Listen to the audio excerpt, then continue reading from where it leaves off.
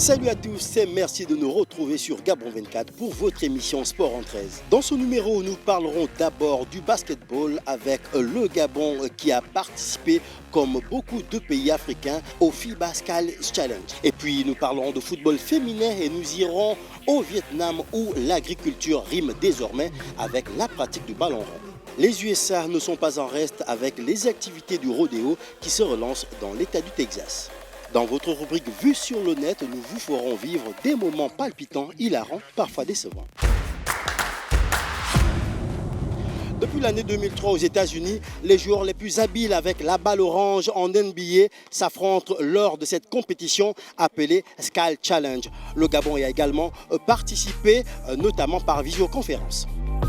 Ce concours, où le concurrent doit effectuer un lay-up et dribbler en 3 obstacles, appliquer les règles habituelles de dribble de la FIBA. À la fin des obstacles, le joueur doit faire un lancer qui ne doit pas toucher l'arceau, suivi par un lancer dans un deuxième panier qui ne doit également pas toucher l'arceau. Le joueur effectue un tir à 6 mètres du panier. Ensuite, il doit faire un long lancer dans un troisième panier. Pour finir, le joueur doit dribbler entre un ensemble de 3 obstacles et compléter l'épreuve par un lay-up. Face à l'attraction autour de ce concours, la Fédération internationale de basketball a lancé en 2020 le FIBA Skills Challenge. Si en 2020, les moins de 17 ans étaient à l'honneur lors de la deuxième édition, ce sont les moins de 15 ans qui s'y sont collés. Ainsi, les qualifications zone Afrique du FIBA U15 Skills Challenge garçons et filles auxquels prenait part pour la première fois le Gabon se sont tenus les 24 et 25 avril. Les 17 pays chez les garçons et 16 du côté des filles étaient représentés par 5 joueurs qui s'affrontaient à travers un parcours d'agilité et d'adresse lors de cette compétition qui s'est déroulée par visioconférence, pandémie de coronavirus oblige.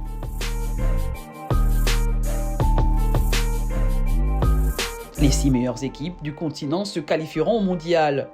Le Global Skills Challenge prévu du 7 au 17 octobre prochain.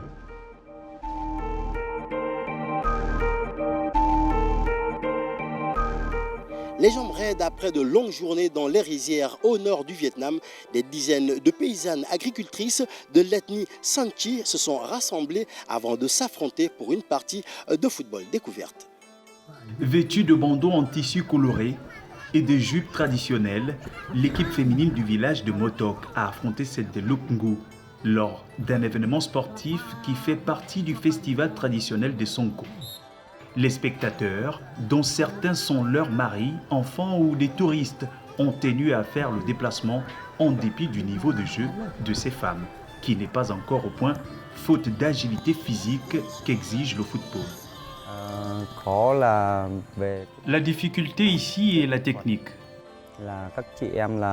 Les femmes de Shanchi ne s'entraînent pas souvent.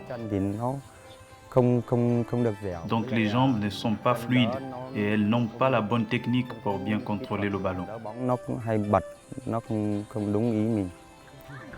Même si ces équipes féminines issues de la commune de Hoc Dong, à seulement 40 km de la frontière chinoise, ont peu de temps pour pratiquer du sport et peuvent même passer des mois à l'écart de toute activité sportive car consacrant tout leur temps à leur culture. Depuis qu'elles ont commencé à jouer en 2016, les femmes ont régulièrement figuré dans la presse nationale vietnamienne et sur les réseaux sociaux. Le foot féminin ethnique a contribué à réduire la discrimination à l'égard des femmes ici. Ceci a montré aux hommes que les femmes peuvent faire beaucoup de choses. Auparavant, l'après-midi, les femmes ne faisaient la cuisine que pour servir leurs maris qui sortaient faire du sport. Mais maintenant, les femmes peuvent sortir avec leurs maris pour pratiquer le foot et le sport. L'engagement de ces femmes qui sont issues de la minorité ethnique de Sanchi leur a valu le respect, plus d'argent et de gloire dans un Vietnam passionné de football. Le foot est le sport des jeunes. Pendant leur temps libre, les femmes aiment aussi jouer au foot. C'est notre aspiration qui nous aide à faire de l'exercice. Mon mari m'a expliqué comment jouer au foot de façon subtile. Ne pas frapper trop fort, sinon on peut se blesser. Si on se blesse, on accepte de souffrir car on aime jouer au foot. Et même si elle est heureuse de montrer les vêtements de sa petite communauté qui compte un peu plus de 2000 personnes, la milieu de terrain, Lati Tao, 15 ans, n'a pas manqué d'expliquer qu'elle serait plus à l'aise en short et en t-shirt ordinaire, elle qui a pour ambition de faire carrière dans le football. Mon rêve est de devenir footballeur et de pouvoir me rendre au stade national pour assister à un match de l'équipe nationale du Vietnam. Cela dit, leurs jupes ont été raccourcies, leurs chemises desserrées et certaines femmes jouent avec de longues chaussettes de football colorées. Et pour ne pas être gênées par leurs très longs cheveux, les footballeuses Sanchi se font tresser une natte qu'elles enroulent sur la tête avant de prendre possession du stade de Clavier, lequel surplombe la vallée couverte de riz et de bambou.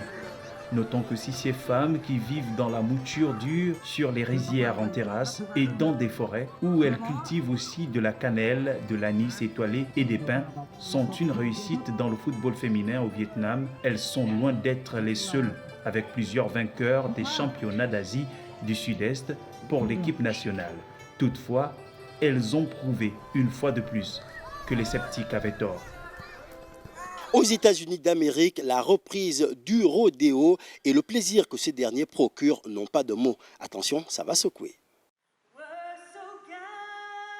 De l'hymne national américain au défilé des drapeaux texans, en passant par une prestation des Cowgirls, ce rodéo de la ville de San Angelo, qui se tient en plein cœur d'une région d'élevage du Texas aux États-Unis, rassemble 5000 passionnés chaque soir pendant 3 week-ends. Comme beaucoup d'autres, Jeff Bertus a quitté son village du Dakota du Sud afin de rejoindre les 10 rodéos avec 14 heures de route qui ont filé pour le jeune cow-boy, porté par l'espoir de vivre 8 secondes d'action, tout au plus. L'Américain de 29 ans au visage poupin fait partie des Bull Riders, c'est-à-dire les monteurs de taureaux, stars des rodéos, adulés par le public. Je chevauche les taureaux uniquement. Je fais ça depuis un bon moment. Depuis tout petit, j'ai commencé avec des veaux. J'ai lentement continué en montant de plus en plus et je fais ça depuis ma jeunesse. Si leur sport consiste à tenter de rester 8 secondes sur le dos d'un animal, hors de contrôle, une fois à terre, ils doivent éviter de se faire encorner ou écraser par les puissantes bêtes. Et seuls les meilleurs d'entre eux ou les plus ténaces, voire chanceux, touchent une récompense qui atteint les 2000, parfois même les 7000 $. Vous pouvez gagner beaucoup d'argent en montant des taureaux dans des rodéos, mais vous dépensez aussi beaucoup d'argent en carburant, en billets d'avion, en hôtel, tout ça, les frais de déplacement en quelque sorte. La crise de Covid-19 a profondément chamboulé la vie de ces jeunes, dont la paix est incertaine, mais qui encourent le risque de blessures graves. Watt Craig, qui vit la moitié de l'année dans le Texas, se rappelle de ces moments pénibles. Pendant la période difficile, j'ai surtout fait du travail de cow-boy. J'étais coincé à la maison, alors j'ai travaillé sur mes clôtures bricolées. Je me suis occupé des vaches et des chevaux. Je suis resté à la maison la plupart du temps. Je faisais des rodéos de temps en temps quand il y en avait. Ça s'est bien passé, mais maintenant, ça reprend à 100%. La saison d'été approche et j'ai décidé d'y être tout l'été. En hiver, ces monteurs de taureaux participent généralement à quelques compétitions le week-end. Mais quand arrive l'été, c'est la haute saison avec environ 5 rodéos par semaine. Il y a quelques mois où il n'y avait pas de rodéo et puis pendant l'été, il y avait des rodéos, mais ils n'étaient pas très bons. On devait faire une dizaine d'heures de route pour aller à chaque rodéo et ils ne payaient pas très bien. Mais au moins, ils avaient le mérite d'exister. Pendant quelques mois, il n'y avait plus aucun rodéo et même le plus grand du Texas, à Houston, a été annulé pour la seconde fois début février 2021. Pour ces jeunes hommes, le rodéo de San Angelo est un vrai soulagement et un signe tangible du retour à la normale pour les événements sportifs dans le pays. Dans votre rubrique Vue sur le net, le concept est toujours le même, avec des prétendants au titre des meilleurs boards de l'année et des pirouettes qui finissent mal. Regardez.